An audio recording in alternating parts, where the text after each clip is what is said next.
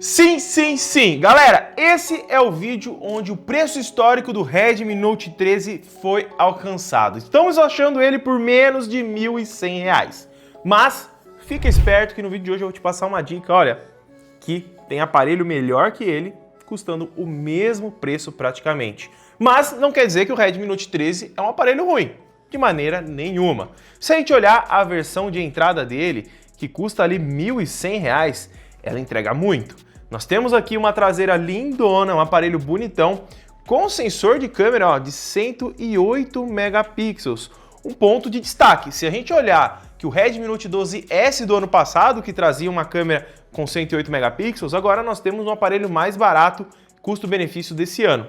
Nós temos agora também áudio estéreo, continua tendo entrada para fone, continua tendo infravermelho e um microfone auxiliar aqui para ajudar nas chamadas. Ainda assim, a Xiaomi melhorou as capinhas que ela está trazendo essa capinha diferentona, bonita. Quando você coloca no aparelho, ele fica bem elegante. Então, para quem estava aqui duvidando que poderia melhorar, a Xiaomi ela mandou muito bem. E custando o que ele está custando na sua versão base, com 6 GB de RAM e 128 GB de armazenamento, que eu vou deixar o link aí na descrição, está sendo uma das melhores opções atualmente. Porque além de manter a tela AMOLED, agora a Xiaomi trouxe o sensor de digitais embaixo da tela e diminuiu as bordas do Redmi Note 13. Aqui no Redmi Note 12 nós tínhamos bordas bem maiores que particularmente eu não gostava tanto, mas a Samsung ela resolve manter essas bordas até em 2024.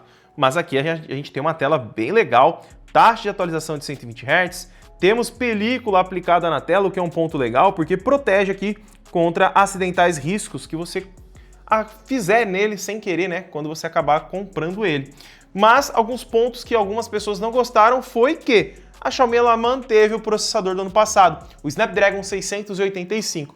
Eu não acho que seja um processador horrível. Tem muitas pessoas que abominam, né, o Snapdragon 685, mas na minha opinião, ele é sim um processador bem legal, tanto que a Realme trouxe no Realme C67, que é um lançamento desse ano, e a Xiaomi ela tem trazido desde o ano passado. Então, se a Xiaomi está errada, a Realme está mais errada ainda, que lançou em 2024, enquanto a Xiaomi tende a trazer desde 2023 um celular com esse processador, que é um processador interessante, vai entregar um desempenho muito bom. E olha, no AnTuTu Benchmark a gente tem uma pontuação aqui, ó, mais de 320 mil pontos no AnTuTu.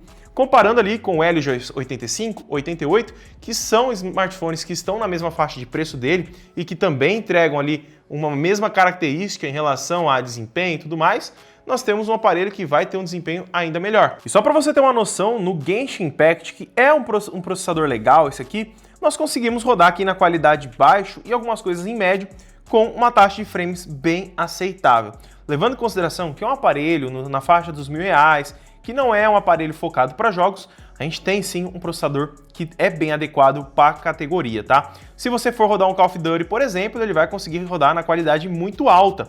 O Genshin Impact, que é um jogo muito pesado, mundo aberto, ele já consegue aqui mandar muito bem. A gente tem uma configuração bem legal, conta também com o Game Turbo, então se você puxar aqui embaixo, ó, ele abre pra gente o Game Turbo, mas deu uma bugadinha aqui, então não vou conseguir mostrar a taxa de frames, mas ele acaba rodando aqui pra gente, mais ou menos ali em 60 frames por segundo. Deixa eu virar a tela aqui, eu acho que ele corrige, ó, vamos ver? Ah, corrigiu.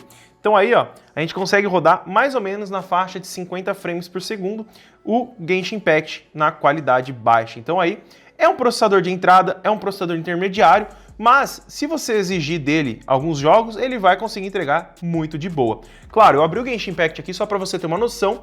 Com certeza, eu não recomendaria você comprar ele para jogar exclusivamente o Genshin Impact. Mas ele consegue abrir, dá para jogar. Claro que não vai ser com aquela fluidez de um celular focado para jogos.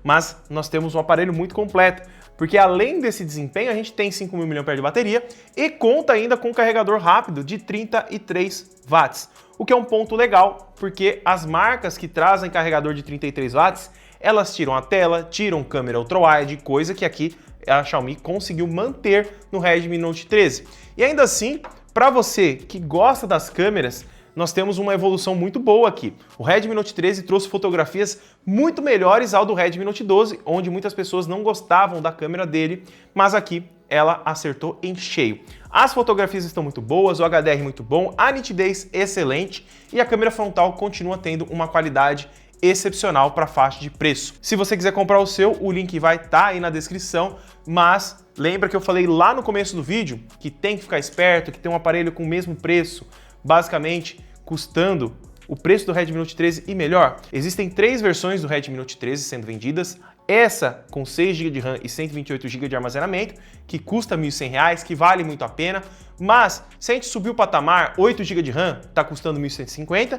E se você subir um pouquinho a mais, a versão topo de linha do Redmi Note 13, com 8 GB de RAM e 256 GB de armazenamento, está custando R$ 1.270 mais ou menos. Estou aqui com o site da Amazon aberto, que eu vou deixar o link aí embaixo. E se a gente olhar nessa faixa de preço, a gente tem um outro celular aqui do meu lado, ó, da Xiaomi também, que custa R$ 1.300, R$ 30 de diferença da versão topo de linha do Redmi Note 13. Então se você é aquela pessoa que estava pensando em comprar a versão topo de linha dele, não vale a pena, tá? Se você quer comprar mais barata, vale, vai estar o link aí na descrição.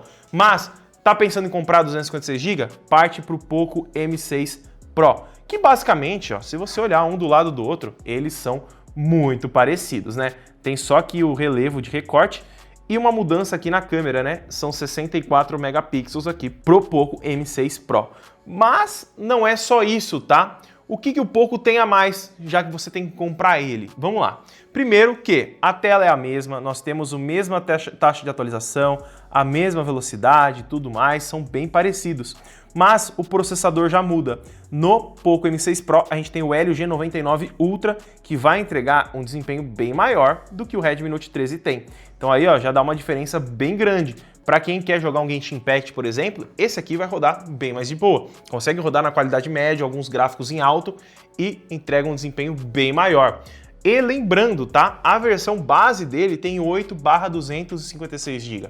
Então aí, R$ 1.300 para R$ 1.300, se a gente for levar em consideração as versões 8/256. Mas não para por aí. Além do processador mais potente, o Poco M6 Pro, ele traz aqui, ó, um carregador de 67 watts, enquanto no Redmi Note 13 nós temos um de 33 watts. Então aí não é somente essa questão. E na tela a gente tem um outro ponto que eu até esqueci de mencionar, elas são bem parecidas, mas a tela dos dois tem uma diferença aqui, ó, a diferença da taxa de atualização.